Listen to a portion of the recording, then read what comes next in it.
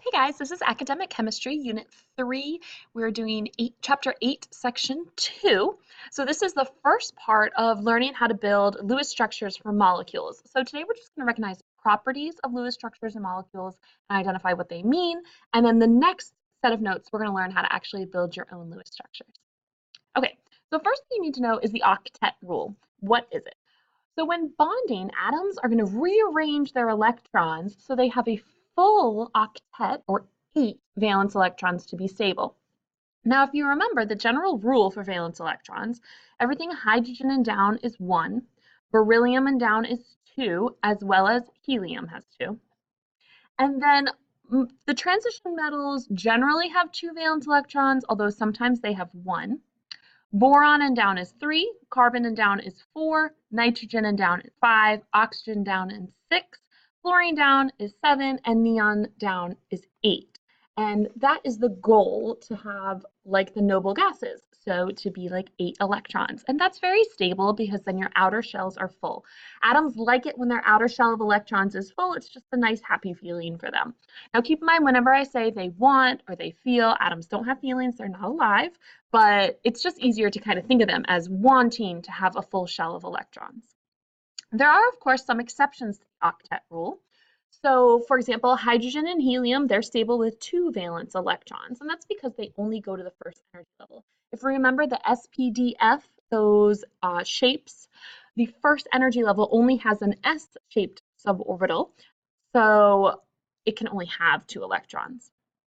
Beryllium generally is a metal, right? Well, it's always a metal, but generally it's not going to make a covalent bond. But if it's with a nonmetal that has a low enough electronegativity, it actually can make a covalent bond. So, for example, beryllium and chlorine, so there is a 1.5 difference of electronegativity, and that's enough to make a covalent bond.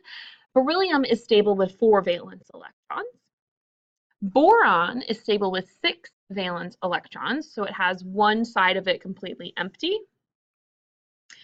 And elements in the third period or higher, so these and down, can make an expanded octet. The reason for that is in the third energy level, remember we have SPD, right? So if you go to the third energy level or more, that outer energy level has the ability to have a D subshell, but even though it won't yet. So whatever your outer energy level is always going to be S and P, because D fills on the energy level before it. But since the third energy level and higher have the ability to have a D subshell within that energy level, you can do some bonds in those shaped orbitals outside. So elements in the third period or higher may have an expanded octet. So if you are trying to make a Lewis structure and you're like, I can't, there has to be 10 on this middle one. If it's in the third period or higher, that might be okay. It's rare, but it does happen.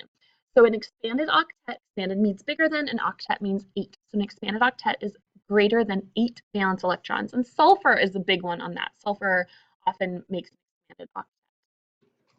There are 3 types of covalent bonds. The first one is a single bond. So if each bond consists of 2 electrons, a single bond just has 2 electrons. And you can draw it with either a singular dash or 2 dots for each of the electrons.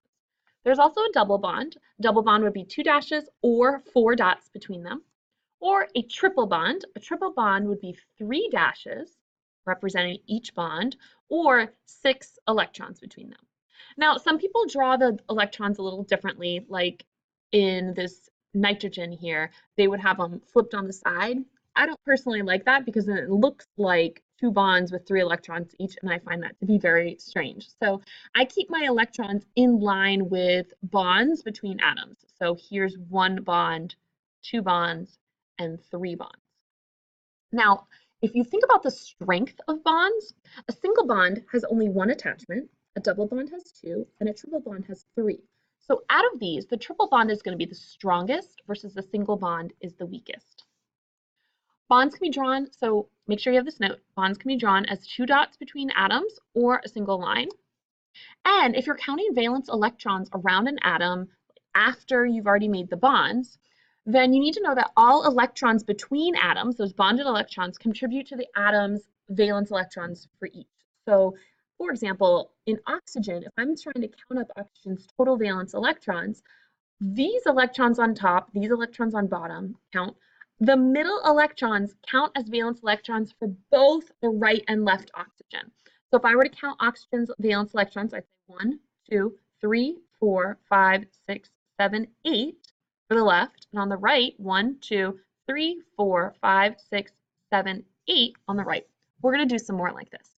So let's go over that single bond. So fluorine, for example, it's a diatomic element. Remember the Brinkelhoff guys? So fluorine, when it's by itself, it always makes F2.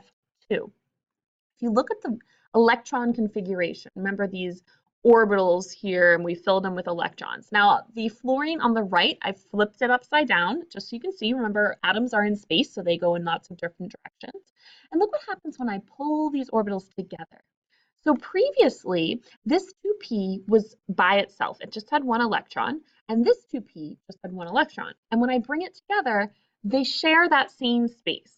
So that's a single covalent bond. Right here in this orbital, I have two electrons, and those electrons are shared between two atoms.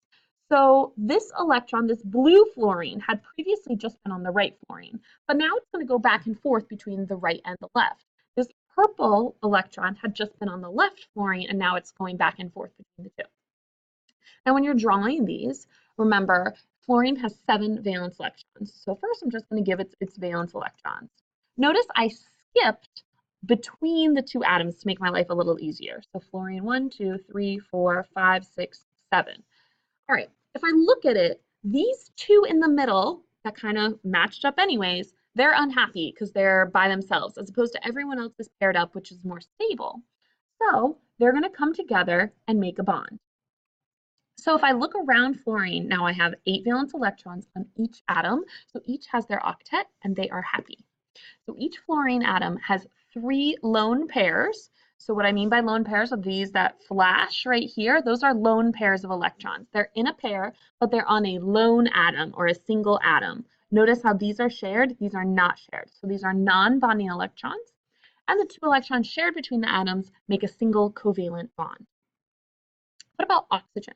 Oxygen is another Brinkelhoff, so when oxygen is by itself in its elemental form, it always has 2 atoms linked together. And those atoms have a double covalent bond. So let's look at the electron configuration. Again, you've got 2p with an empty spot and an empty spot in both of them.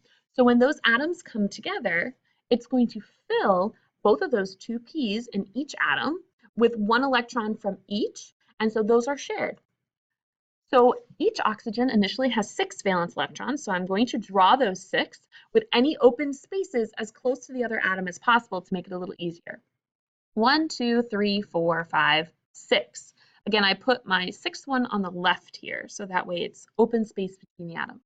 On my blue oxygen on my right side, 1, 2, 3, 4, 5, 6. If I see here, I've got unhappy electrons right here lined up together. So they're going to come together and make a bond. I also have these bottom electrons aren't paired up, so they're going to come together and they're going to make a bond. And I can clearly see that this is a double bond between oxygen.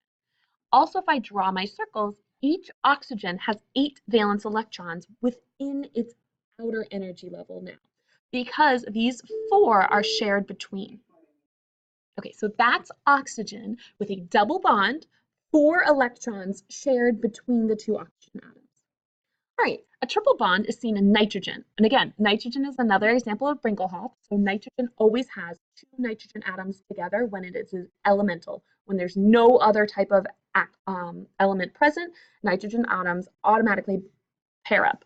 And here's why. If you look at nitrogen, its 2p has only 1 electron per orbital. So why not pair up, make some bonds, and make everybody full, which is more stable?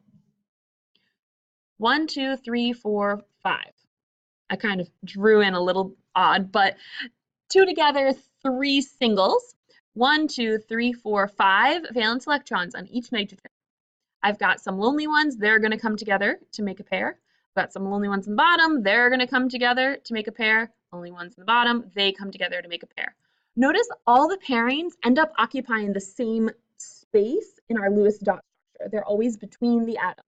That's not exactly how it exists in nature. So in nature, you're going to have a sigma bond, which connects directly, and then pi bonds, which are outside or kind of like shielding that sigma bond. You'll get to that if you do another chemistry course, but just so you know, they do occupy different areas, but in the Lewis structure, we draw them all in the same area. All right, so let's go over some other stuff. So this is methanol. It's also, you've probably heard of it as formaldehyde when you did dissections in biology. If it smelled kind of funky, that's formaldehyde is always a really smell. So let's ask some questions about it. So how many total valence electrons are in this molecule? So if I look at this molecule, I can clearly see valence electrons as dots here, but I also have to remember that the bonds have valence electrons. So I have 2, 4, and then 2 in each bond, 6, 8, 10, 12. 12 valence electrons. I can also add up my valence electrons per element. So oxygen has 6, plus carbon has 4, so that's 10. Each hydrogen has 1, and that's 12 valence electrons. At the end, you want to make sure that your total number of valence electrons matches what you draw. How many of those electrons are bonded? Well, let's count it up. 2, 4, 6, 8. 2 electrons per bond. So any line you see is going to have 2 electrons. How many lone pairs? Well, how many electrons do you see as circles that aren't between atoms? I've got 1 pair here, another pair here. So there are 2 lone pairs.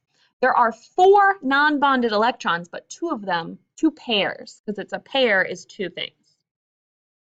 All right, how about this one? I want you to freeze your computer, and I want you to look at each of these 4 structures and determine which do you think is the proper structure for NOH3. All right, so hopefully you've frozen it and gone through this yourself, and we'll go through each molecule. So first, let's look at the top left. Is this NOH3? So everything has its 2 or 8 valence electrons like we would want. However, this only has 2 hydrogens, so we automatically know that's not right. Let's look at the bottom left one. Is this one correct? So this has 3 hydrogens, 1 nitrogen, 1 oxygen. That's good. And if I draw around it, all my hydrogens are happy. They have 2 valence electrons each in that bond. My oxygen looks happy. It's got 8. But my nitrogen here has 10 valence electrons, and that's not happy. So nitrogen only goes to the second energy level. It can't make an expanded octet, so this can't be it. Our top right structure, so if we look at this, there are too many electrons. Again, nitrogen can't have 10 electrons on it, so this isn't it. And our bottom one is right. There are the correct number of valence electrons, so there are 2 around each hydrogen, 8 around nitrogen, 8 around oxygen, and there are the right number of atoms. There's 3 hydrogens, 1 nitrogen, 1 oxygen, plus there's the right total number of electrons. So 1 from each hydrogen, that's 3. 5 from nitrogen, that brings us 8. And 6 from oxygen, which brings us to 14 total valence electrons. So that is the right structure. Good luck with Lewis structures and covalent bonds, and I'll see you in the next set of notes.